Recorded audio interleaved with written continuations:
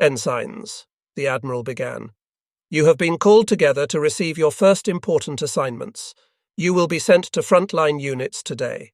Wherever there is a ship of our Navy, be it in the Baltic or the Atlantic, in the Mediterranean or the Arctic Ocean, there your services are needed. The time has come for you to show what you have learned. You will prove yourselves for the sake of your country. You will take on England wherever you find her ships, and you will break her power at sea. You will win victory. The Admiral, a lean, tall man, gazed around to catch our eyes. We ensigns had formed a horseshoe around him in the large square of the Naval Academy at Flensburg. The time was mid-morning of a day in late April 1941. The occasion was our graduation. The Admiral went on to tell us of our great naval tradition and of our patriotic obligations as Germans. He spoke of honour and the cause. All of us had heard such speeches often before, and yet for most of us the call to glory or death had lost none of its exciting challenge. For me, this moment was especially satisfying because I had awaited it for so many years. The decision that I was to become a naval officer was made for me when I was still in the crib. My father, whose nautical ambitions had been frustrated by family and business responsibilities, resolved that I would one day wear an admiral's stripes, and so I was pledged to the sea. My childhood and youth, spent in 2 towns in the Black Forest of southern Germany, conditioned me for my career aboard ships. Fascinated by the windjammers, merchant vessels, and luxury liners that carried men to every conceivable shore, I read countless books about sea battles, explorers, conquerors, and naval heroes. Before I reached the age of 17, I gained much practical experience sailing on Lake Constance, where I learned to handle nearly every kind of sailboat from a nutshell to a 60-foot 2-masted yacht. At 18, I served a 6-month hitch as an apprentice aboard a schooner sailing the Baltic and North Sea. During my last year in high school, I passed the rigid tests required for admission to the Naval Academy. Thereafter, I served my compulsory term with the National Labour Service, regulating mountain streams and building roads. Then, in September 1939, the outbreak of the war changed everything. The Blitzkrieg conquest of Poland provoked Great Britain's entry into the hostilities, and as a result, I was called into the Navy sooner than expected. On December 1st, 1939, I moved into the barracks of the Officers' Training Centre located on a small island in the Baltic. Here I joined my class of over 600 enthusiasts. When I put on blues that first day of December, I was 19 years old. During that cold, harsh winter, we were exposed to the most rigorous military training program. Our intensified schooling and strenuous drills in snow and mud had been devised to eliminate all but the fittest. The rough training on land was followed by 3 months of sailing aboard the square-rigged windjammer Horst vessel. Then came an exhaustive tour aboard a mine-laying training ship roaming the Baltic. After the fall of France, I was given my first command. It was only a small ship in the 34th Minesweeper Flotilla, based in Den Helder, a key port on the Dutch coast. But I became acquainted with death while serving with this very active flotilla. On duty clearing the English Channel, I daily escaped British, French, Belgian and Dutch mines, and survived heavy British air attacks on sea and in port. I also shot down a Bristol Blenheim bomber with an old water-cooled machine gun from World War I, suffered my first and last seasickness, won a promotion to cadet and a medal for sweeping up a great number of those round, black, explosive monsters from the infested waters, and participated in the trials of Operation Sea Lion, a plan for the invasion of the British Isles, which never got offshore. All in all, I had earned my medal and promotion the hard way, and I expected to be put in charge of a larger ship after another term in school. Shortly before Christmas of 1940, I rejoined my class of 39 at the Naval Academy in Flensburg. I discovered that a few of my classmates had already been killed in action. All the rest were promoted to ensign, which entitled us to change into double-breasted blues. The following 5 months were extremely rough. We lived under constant pressure, with but a few hours of sleep a night.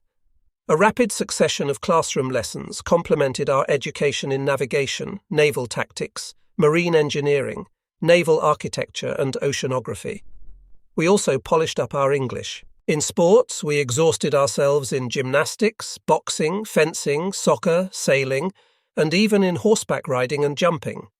The tough requirements had been designed to separate the boys from the men. Well before graduation day, the weakest had been eliminated. Now that the great moment had come, I realized that this was the last time my class would meet as a complete unit.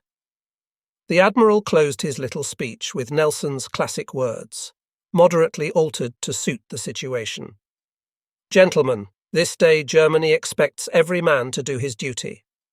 Then he and his staff left the square, and the officers who had guided us during the past months took over. As we waited in tense expectation, the officers disclosed our new commands. Some of us had been selected to serve on destroyers, others on minesweepers. A few were assigned to capital ships. The majority, however, was ordered to report to the U-boat force. This was a service that none of us had as yet experienced. To my surprise, I was ordered to join the 5th U-boat flotilla in Kiel. That naval base was the largest on the Baltic coast. It was common knowledge that most of our U-boats, which had been so successful during the preceding months, had sailed from Kiel for their rewarding missions. We dispersed exultantly. After lunch, the dormitory bustled with activity, the emptying of closets, the packing of luggage, and the bidding of farewells to all our friends. That evening we departed from the Naval Academy in various directions to meet with our individual destinies. The crowded train rolled monotonously through the night. I sat in a corner of a third-class compartment of a sooty car and dreamed with open eyes. My classmates slept in impossible positions, pressed together tightly or suspended in luggage nets. I tried in vain to sleep. I was thinking about too many things at one time, about the present, the future, and the past changes that the war had forced upon us and the world. An eternity seemed to lie between the school years and that night, yet time had passed so fast, too fast to understand. I knew only that youth had vanished, that comfort and security were things of the past. I wondered what would happen in the weeks and months ahead, how it would feel floating below surface, and how I would be affected by the first battle aboard the mysterious U-boat. I thought of the possibility that my first engagement might also be my last. But if I survived the first encounter, how many more would I endure before fate struck?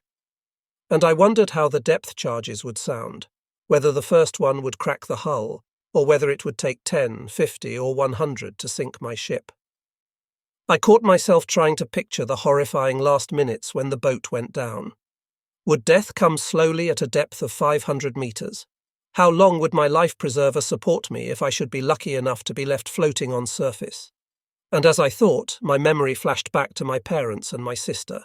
I knew that they were, at that hour, in lasting security while I was travelling towards a questionable tomorrow, and I realized that everything was limited.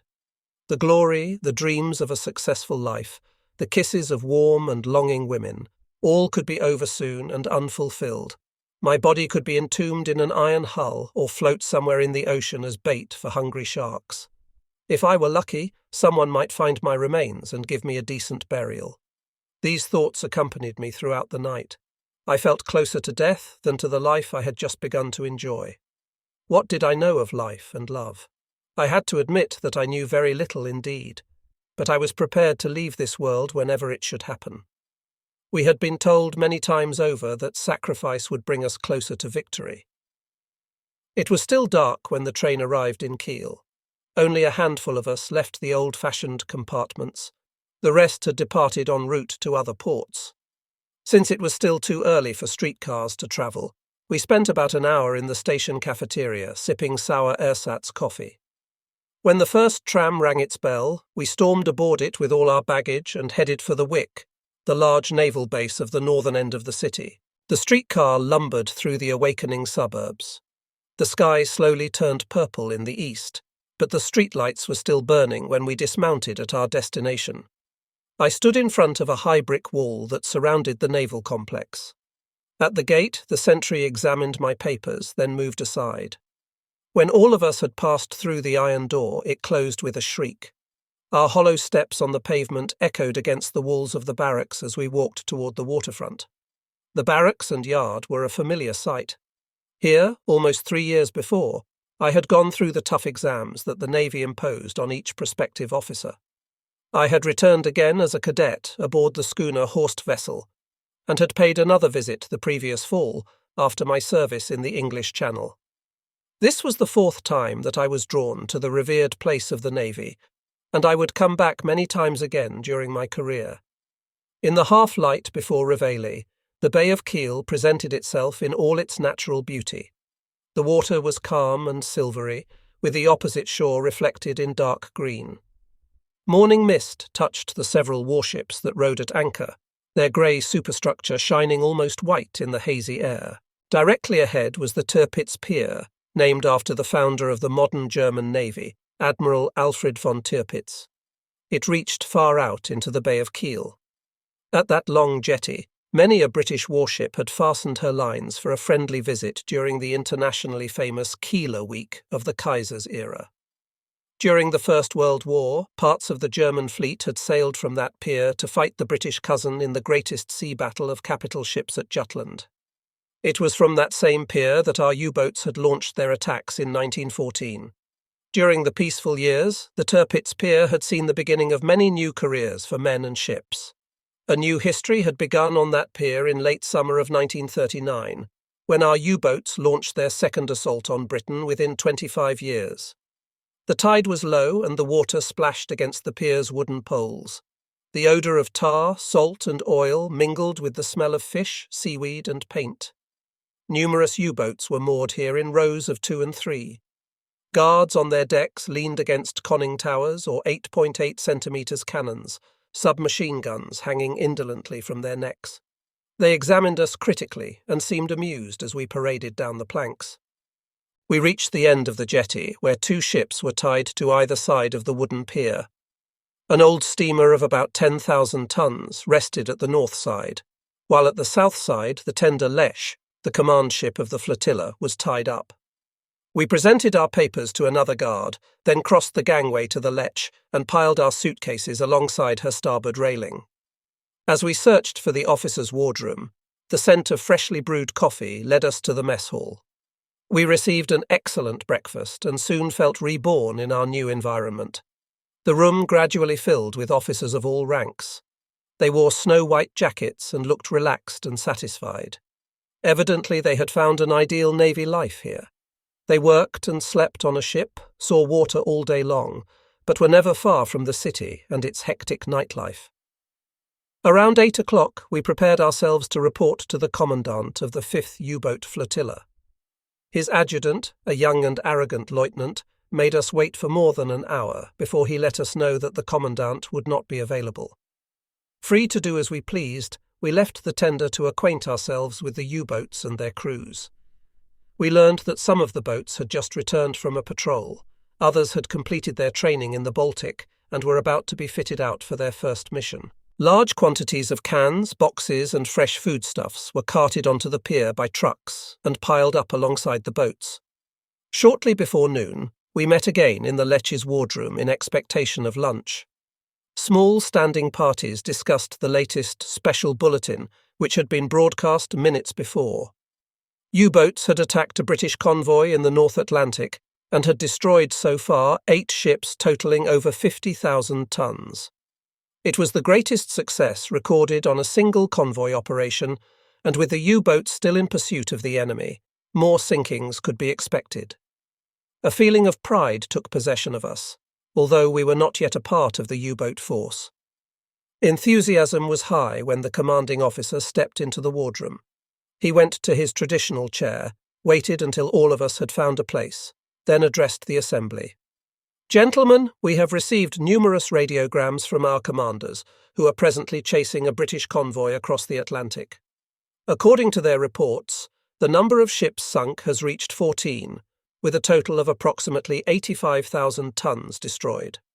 1 escort vessel has been torpedoed. This is by far our most rewarding hunt. The battle in the Atlantic has become our battle. Our U-boats are dictating the terms." We toasted the success, then sat down for dinner. The news was the prime topic of discussion. With a steadily increasing number of U-boats cruising the seas, the toll of British shipping was reaching unprecedented proportions. Indeed, we had reason to believe that our hunger blockade against England would soon result in her downfall. On land, moreover, our armies had driven deep into enemy territory. Following our seizure of Poland, Norway had been defeated almost overnight. Holland, Belgium and France were overrun within a few weeks, and Denmark occupied. Our capital ships controlled the European waters far into the Arctic region. It seemed to me one thing remained to be done: intensify the U-boat offensive against England, starve the British and force them to surrender. Once we held the British Isles, the war would end. After lunch, we newcomers congregated on deck to await orders. Finally, at 14 o'clock, the adjutant passed our crowd waving a few white papers. We followed him into the officers' mess hall and formed a ring around him, drawing nervously on our cigarettes while he sorted his sheets. At last the adjutant began to speak. He called our names in alphabetical order, specified our boats and the port where each was to be boarded. Since my name was at the end of the list, my patience was put to a severe test. Some of us were lucky and were assigned to a boat moored at the pier. Others had to travel to faraway ports. My classmates, Ahlers, Busch and Faust, were ordered to Bremerhaven. Goebel, Gerloff and my best friend Fred Schreiber were sent to the Baltic U-boat base of Königsberg. They happily clicked their heels and raced off to the office to ask for their orders in writing. The adjutant concluded by saying, "Those who have to report to Bremerhaven, Danzig or Königsberg must leave with the next train. There is no time for a tete-a-tete with your sweethearts, gentlemen. Ensign Werner stays aboard the Lech for special duty." I was stunned, bewildered. Hopeful that this was all a mistake, I approached the young adjutant and asked why I had been left stranded aboard the Lech. "Don't you worry," he said disdainfully. "You will get to the front fast enough. Your boat, U-551, is still on mission. You have to wait until she returns." "When will that be, sir?" "I can't tell exactly, but if it makes you feel better, I've heard the boat has radioed that she has broken off her patrol." I was relieved to hear that I was to join an experienced crew, but I was a disappointed, envious ensign as I shook hands with my departing classmates. Later that afternoon, I was told to place myself at the adjutant's disposal.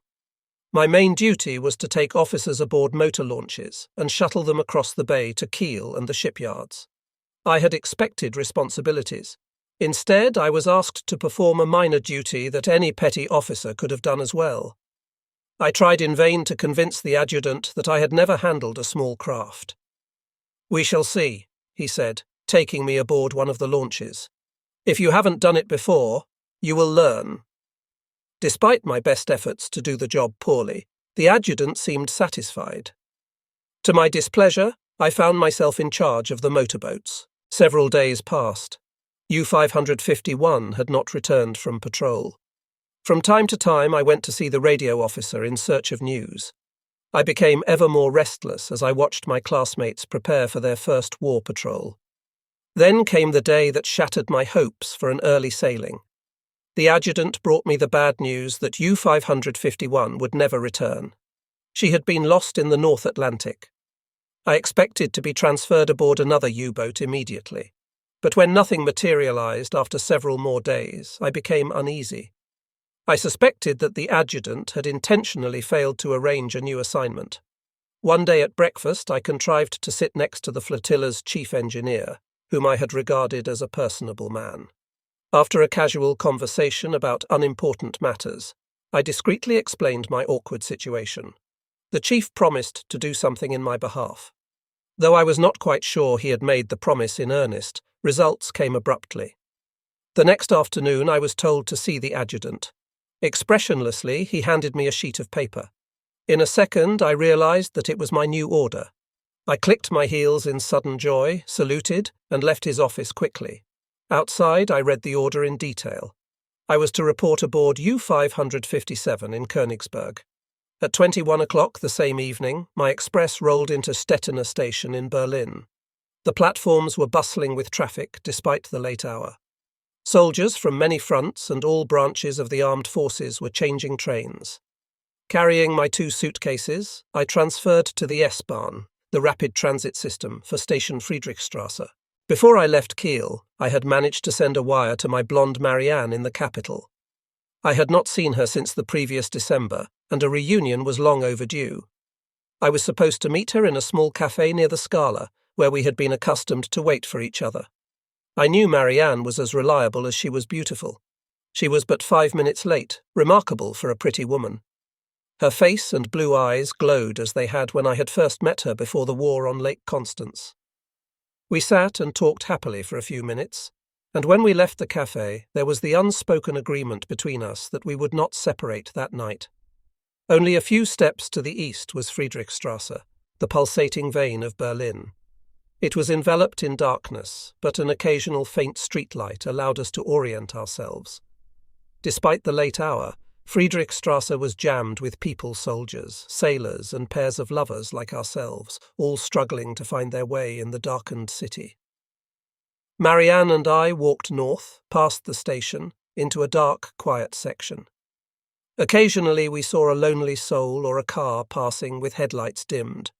We had assumed we would find asylum in a small pension, but we rang dozens of bells and still no door opened for us.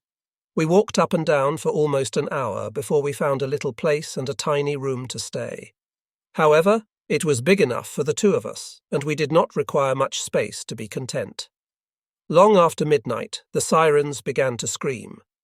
I had forgotten that there was a war on, and that the Tommies occasionally slipped through our air defence. After some hesitation, we decided to remain where we were and not seek shelter.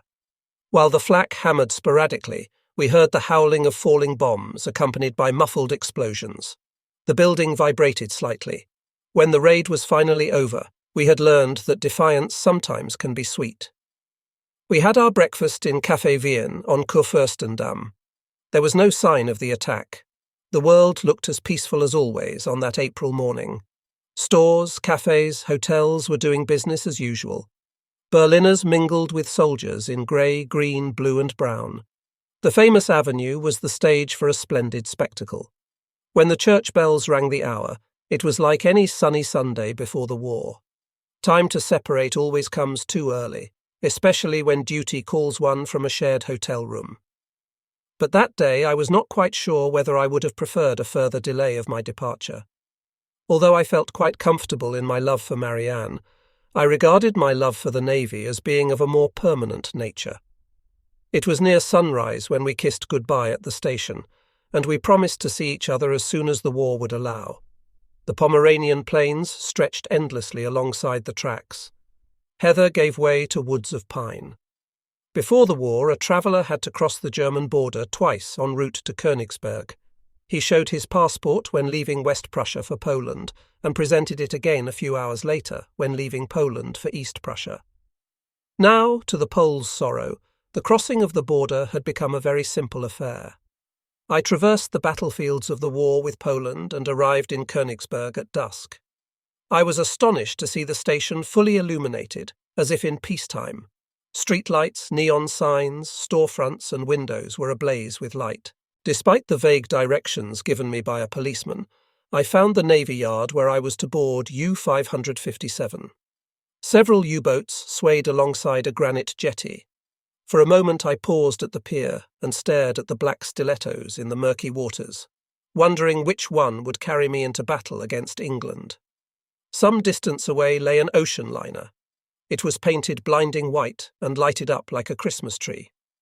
Assuming that the white ship was the flotilla's headquarters, I dragged my baggage across the gangway and reported to the officer on watch. He referred me to the mate on duty, and the mate sent me to the purser. He in turn arranged for a cabin. I eventually fell into a soft, easy chair, hungry and exhausted. At last I had arrived. It was late when I went on an expedition through the ship to find the dining room and something to eat. In passing the bar, I recognized my classmates, Guenther Gerloff and Rolf Goebel, who had departed from Kiel some 2 weeks before me. Approaching them from behind, I tapped their shoulders and said, "How come you are not at sea?" They spun around. Chubby-faced Goebel replied, "It's not for you to ask, you landrat. We just came back from a long training trip."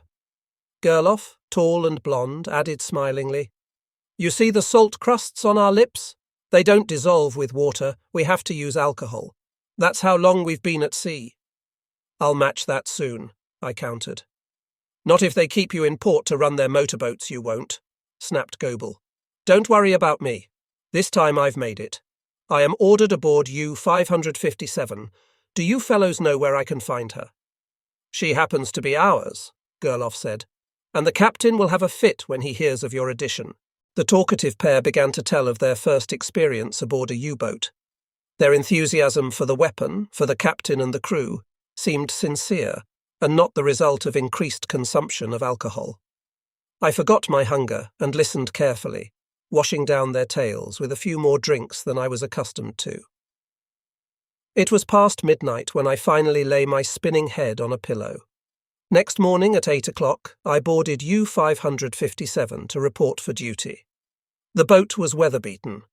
The conning tower looked like a surrealistic painting. The protective red undercoat showed in streaks through the splintered grey surface paint. Rust had formed everywhere, even around the barrel of the heavily greased 8.8 centimetres. Gun on the foredeck. There was a light green shine of algae on the wooden deck that covered the steel hull. Her rundown appearance was obviously the result of months of drills in the Baltic, and I found it very appealing. I presented my transfer orders to the captain and said, "Herr Oberleutnant, I beg to report aboard." He glanced at the paper, then hollered, "What the devil is wrong with headquarters, sending me another ensign? They've already punished me with 2 just like you beginners who haven't smelled real U-boat stink." Then, with a vivid oath, he expressed the hope that I might be useful as extra ballast. I was disappointed by my welcome, but not by the captain. Oberleutnant Ottokar Poulsen was a short, stocky man in his early 30s. He had blonde hair and blue, witty eyes that sparkled under the peak of his white navy cap. The cap, which only the commander had the right to wear aboard, showed traces of verdigris on its brass ornaments. He wore a long jacket of light grey leather. Its seams at the shoulders and pockets had been expertly hand-stitched with a heavy yarn. An artistic seaman's braid was fastened at his left epaulette with thread bleached almost white, and his feet, cased in large leather boots, stuck out beneath his wrinkled pants. In short, Poulsen fitted my picture of the ideal U-boat commander. With no regard for formalities, the captain bluntly ordered me to change out of my dress uniform, then turned me over to his second officer. This slim and trim fellow, possibly 2 years my senior, introduced himself as Lieutenant Siebold, watch and radio officer, and shook hands heartily. Siebold answered many of my questions before I asked them. He told me that U-557 had just completed a strenuous 7-month shakedown cruise in the Baltic. The boat's company totaled 48 men, not counting US ensigns. It consisted of 4 officers, 3 warrant officers, 14 petty officers, and 27 seamen, machinists, and technicians. Some of the men had already seen action, and with them as a hard core, Poulsen had forged boat and crew into an effective war machine, ready and eager for the gruesome work that lay ahead. Poulsen himself, Siebold continued proudly, was a veteran of the underseas force. He had served aboard a U-boat in 1937 in the International Control Organization during the Spanish Civil War, cruising the Mediterranean and the Bay of Biscay. Later, as commander of a home-based U-boat, Poulsen trained many of the crews now manning U-boats on the Atlantic front. At the end of his little history, Siebold ordered the first seaman's mate to take care of my immediate needs. The mate led me back to the liner. There I was equipped with 3 sets of fatigues, a complete leather suit, an oilskin outfit for foul weather, 2 blue sweaters, blue knitted underwear, rubber boots, felt-lined leather boots, thick gloves, binoculars, and a multitude of small items. To secure all this gear, I had to make 3 trips from the supply room to my cabin in the liner. I was putting on my fresh fatigues when Goebel rushed into my cabin, almost demolishing the door. "Hey, sailor, pack your bags," he cried. "We are sailing at 14 o'clock, destination Kiel." "Damn it," I snarled. "I just came from there." But I packed in a hurry, carried all my belongings aboard U-557, and threw them into one of the narrow berths. At exactly 14 o'clock, U-557 separated from the pier. The boat slid away in complete silence, powered by electric motors. She maneuvered into navigable waters, then her diesels took over the drive. U-557 headed for the open sea. When the silhouette of Königsberg had sunk below the horizon, the captain ordered the third seaman's watch to the bridge. The boat followed a westward course. Hard, short breakers hit her from starboard. Fine spray showered the superstructure. The smokers threw their cigarettes overboard and slipped through the conning tower hatch. I followed them down the vertical ladder into the long, narrow boat. Here all was peaceful. Each man had taken his proper place.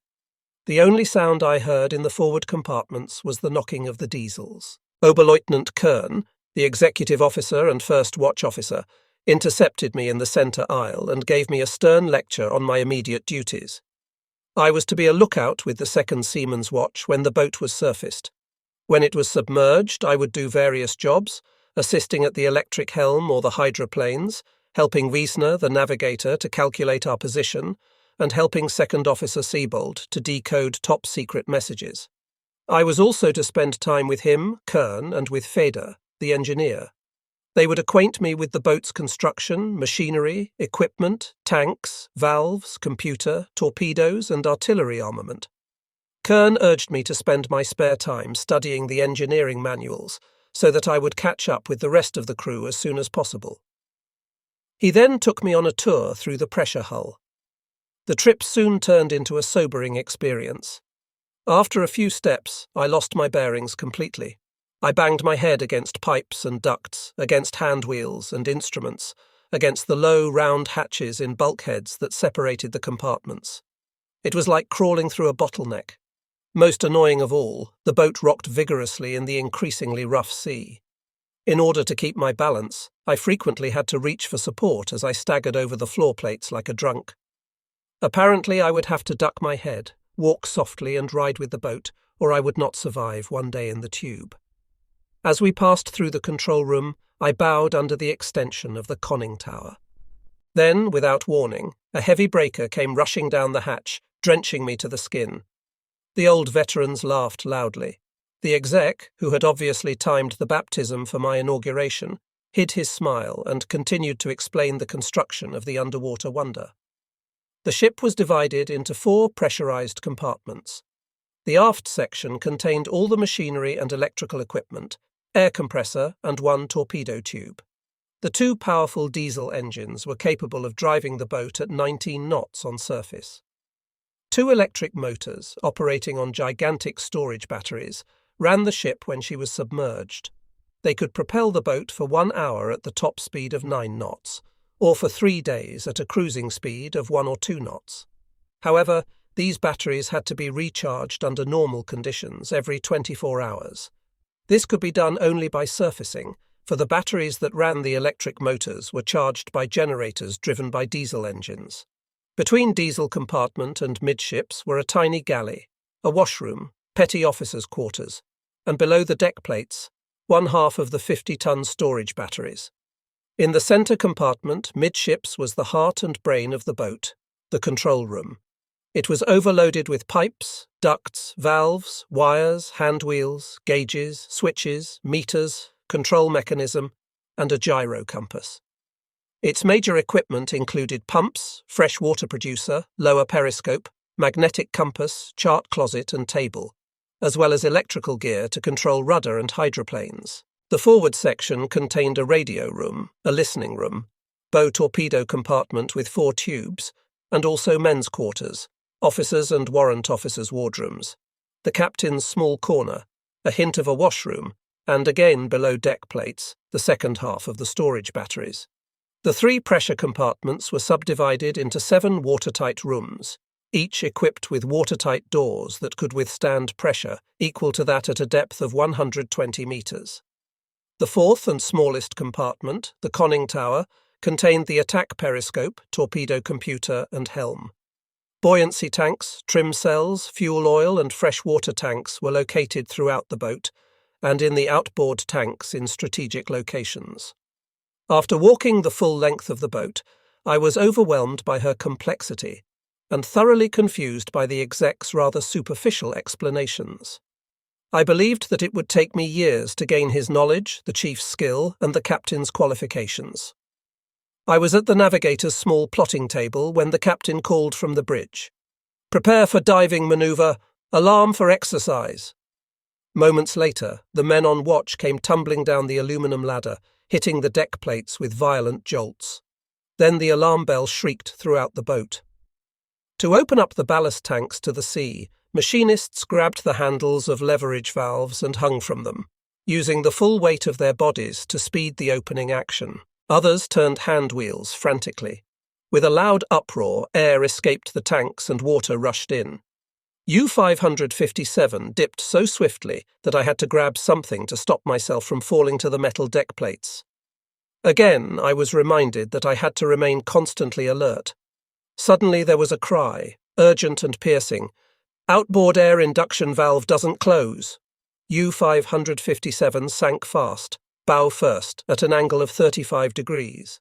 A machinist appeared in the round opening of the rear bulkhead, yelling, "We can't stop the leak. Head valve must be jammed."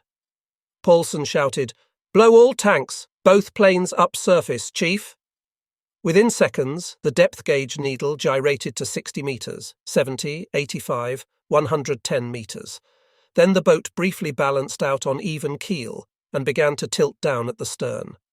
I slid aft until I grabbed an overhead pipe. Now the boat tumbled rapidly toward the bottom of the Baltic, stern first. Her descent was so steep that everything not fastened, suitcases, boxes, food cans, personal belongings, rolled dangerously down the center aisle. The two men who operated the hydroplanes slid from their seats into the valve station. One man, flying through the round hatch in the forward bulkhead, clung to it in desperation. The chief yelled, "Stop blowing! Boat is out of control!" As U-557 neared the ocean floor, a terrifying roar came from the diesel compartment. Tons of water rushed through a leak. Then the boat hit with a shuddering jolt. The lights went out. I lost my grip and landed on top of the navigator, who himself had fallen over somebody else. Then there was silence. A hollow voice drifted up from the stern. "Inboard air induction valve is closed and secured." The leak was stopped. But the boat, her stern buried in the mud, hung at a 50-degree angle, swinging back and forth gently like a pendulum. "By auxiliary lighting, all men to the bow room." This was the captain's encouraging voice. At once, some lights came on, and shadowy figures began the climb uphill. Taking stock hastily, I noted that the depth gauge read 142 meters. U-557 seemed to be stuck solidly in the mud beyond reach of rescuers from above. Her electrical circuits were out of order. The batteries had lost much of their acid, and poisonous chlorine fumes were escaping. There was also the possibility of an explosion. My appraisal was interrupted by someone shouting through the voice tube, "This is the diesel room. Mechanic Eckstein is dead." It flashed through my mind that Eckstein might have gotten the best of a bad bargain. If the deadly gases did not burn away our lungs, we would die of suffocation as our oxygen supply was used up. We continued struggling uphill on hands and knees, bracing our feet against a pump, a valve, a convenient pipe. As I dragged myself along the deck plates, I looked into the faces of men I hardly knew. Soaking wet, smeared with oil and grease, dirty and sweating, they followed Paulson's order without showing emotion. We had all become important ballast, putting our weight on the scale of our fate. It was indeed ironic that the captain had called me surplus ballast when I reported aboard. Eventually the men reached the forward torpedo room, but the bow of the boat lowered only slightly. She seemed to be locked in her position, the tremendous weight in the aft bilges acting as an anchor. I heard the captain conferring with the chief in the control room. I could see the two through the round opening of the hatch in the sparsely lighted section. It was as if I were standing atop the stairwell of a 10-story building, looking down into the lobby. Paulson ordered 25 men to form a bucket line to transport the water from the flooded engine rooms into the bilge of the bow compartment, thus equalizing the weight and putting the boat on even keel. I joined the group and descended the steep grade, sliding on my seat along the floor plates through the aisle. Arriving in the diesel room, I saw dark, oily water covering most of the rear torpedo room. Out of reach, caught in the mechanism of the aft torpedo tube, hung the dead mechanic. His head was split open at the right temple. Blood streaked his yellow face. The pool of black liquid seemed too wide and deep to move with buckets and cans. I calculated that our efforts to bail the water to the bow would serve only to use up our oxygen at a much faster rate. Nevertheless, we bailed. We worked in near silence, passing the full buckets from man to man up the elongated tomb, spilling the oily, salty substance over ourselves. Unable to hold any position for long, we skidded over the plates while trying to hand the full buckets uphill. Sometimes an empty can came flying past our heads like a projectile. Some men groaned under the load. Others uttered curses when the ugly water was spilled into their faces. 3 hours passed. We counted the buckets and cans in agony and in hopelessness. 420, 421, 22. 4 hours passed. With enormous effort, we fought against fatigue and resignation. The water level in the stern had fallen only a little, but the containers passed from hand to hand in an unbroken chain. 582, 83. After we had put in 6 hours of hard labour, the second half of the crew took their turn. The air had become thick. It stank of oil, sweat, chlorine, and urine. Our breath grew short, our movements weak. And still we continued to pass the containers in agonizing sluggishness. Now everyone was half suffocated, half drowned. Nothing changed until we had been submerged for over 14 hours. By then the first bucket brigade had long since commenced its second shift, and U-557 still had not lowered her bow appreciably. But then Paulson made a new attempt for survival. He ordered the bucket line to quit work and all men to return to the bow compartment. Gasping for air, we struggled uphill toward the tip of the boat. As I forced myself in between the torpedo tubes, the impossible occurred. Very slowly and gently, the hull began to sway. Air bubbles suddenly escaped the forward buoyancy tanks with a guttural sound. Then the bow descended and hit bottom with a thud.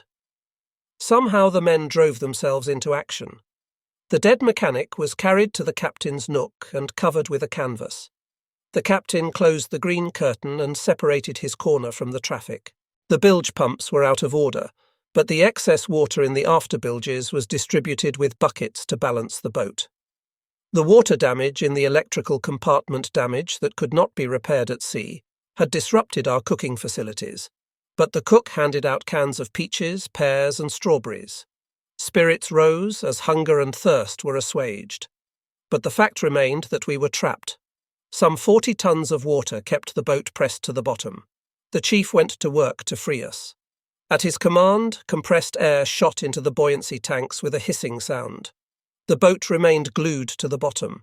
More air rushed into the tanks, still no sign of a lift. Then the stream of air diminished, stopped.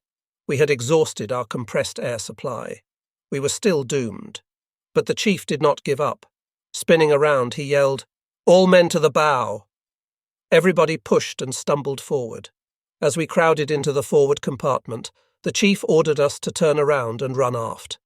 We tumbled and tripped in the opposite direction, ducking through the hatches in the bulkheads, slipping and sliding along the wet deck plates. Arriving in the aft compartment, we heard the chief calling us back, and again we turned around and started forward blindly, like mad steers in a stampede. We gasped and coughed and ran and ran. Almost imperceptibly, the boat began stirring. Then, as we poured into the bow torpedo room, the stern suddenly lifted. U-557 had worked herself free. The men ran to their stations. Then, unbelievably, the bow lifted and the boat floated gently upward in complete freedom. As I stepped into the control room, the needle of the depth gauge had already reached 140 meters. It swung to 130 meters and moved steadily along the dial. Excitedly, the chief shouted the figures to the captain in the conning tower. 80 meters, 40 meters, 20 meters. Tower comes free. Boat has surfaced. Paulson flipped open the lid of the bridge hatch, ending 20 hours in our underwater tomb. Fresh, crystal-clear air streamed through the hull, reviving every man but one. U-557 resumed her voyage to Kiel on surface. Calm routine replaced the hectic ordeal. An inspection soon disclosed that a wrench was jammed in the outboard air induction valve just below the cigarette deck. No one knew how it had gotten there. During the next 2 days and nights, I adjusted gradually to my new way of life, with its complex procedures and the boat's perpetual rocking and listing. I became acquainted with most of the crew, made myself useful wherever possible, and took my place on the second watch every 8 hours. I learned how to ride with the boat, to climb up and down the aluminum ladder in the tower without injury, to keep my balance while swaying through the centre aisle in heavy seas, to duck through the circular openings in the bulkheads, to eat my meals between the extremes of the boat's motions, to acquire skill in using the pump in the washroom by operating its various valves in proper sequence. I also learned that the captain's harshness was only a shell around a congenial character, that he was married and had a baby son, and that, to our mutual surprise, we had practically grown up together. We had attended the same high school and studied with the same professors, had drunk from the same water fountain in the courtyard, and learned to love the sea while sailing on Lake Constance.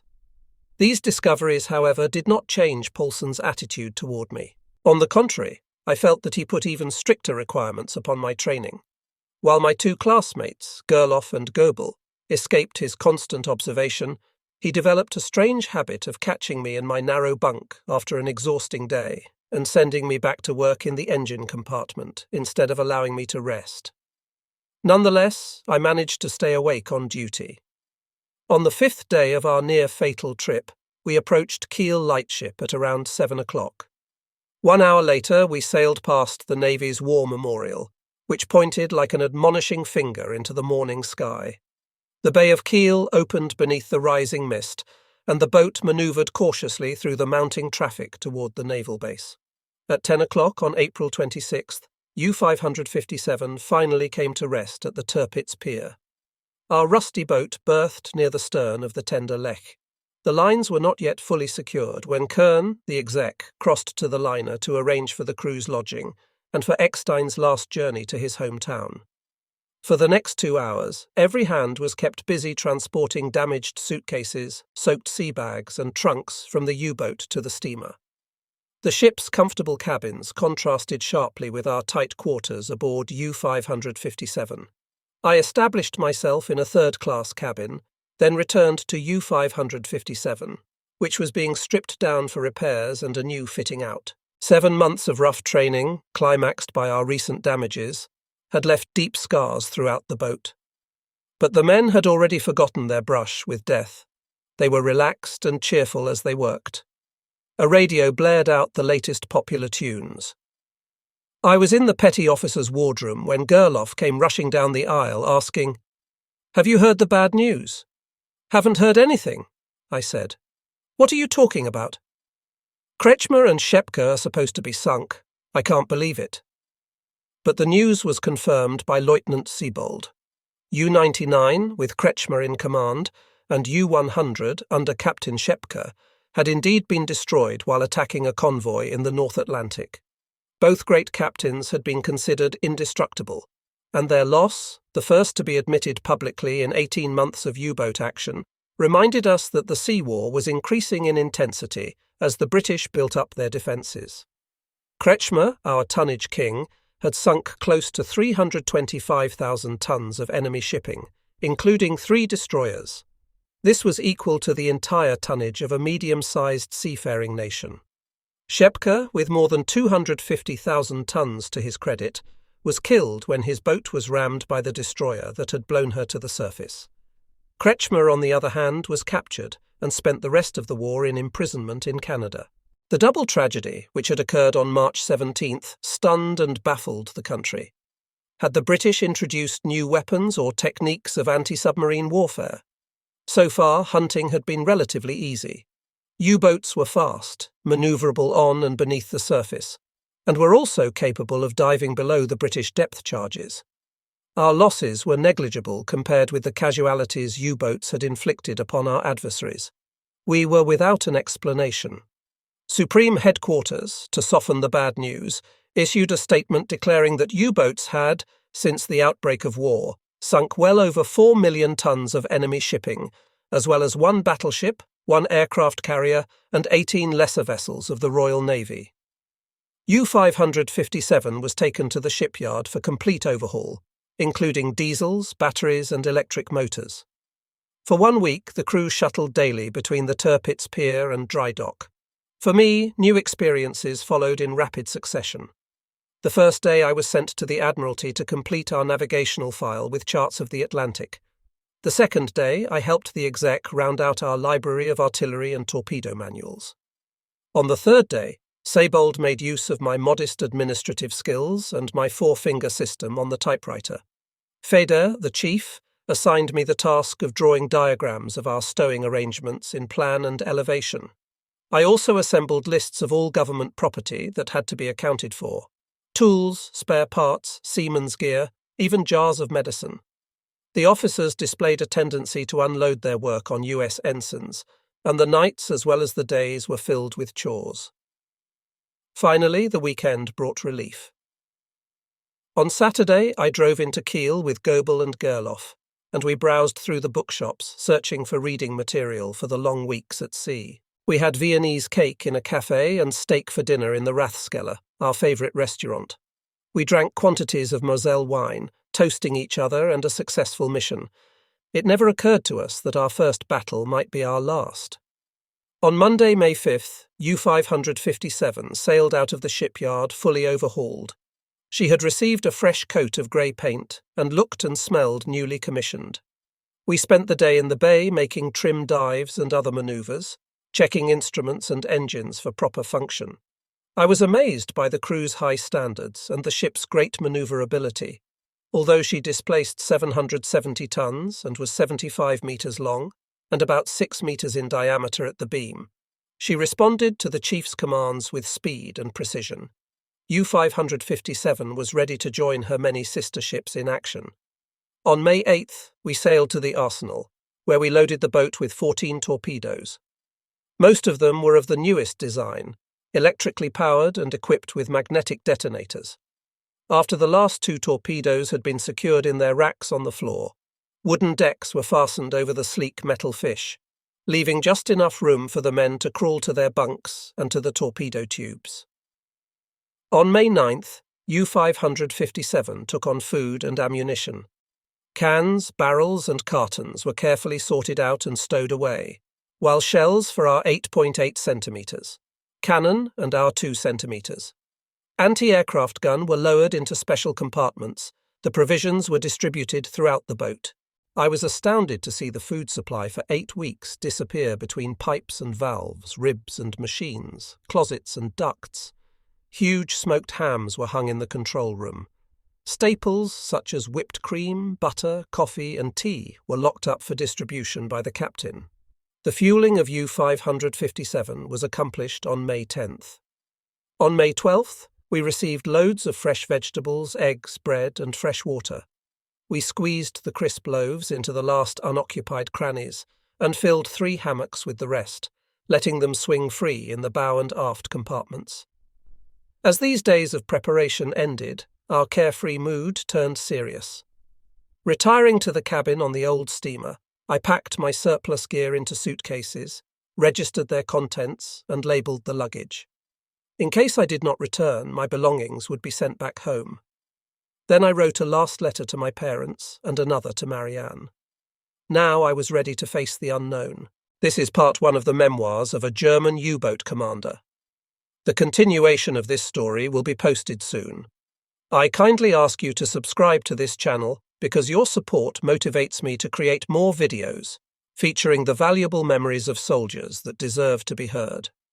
When we reach 10,000 subscribers, I will release a special video as a token of appreciation for your support. Feel free to share your thoughts, memories, or opinions on this story in the comments section.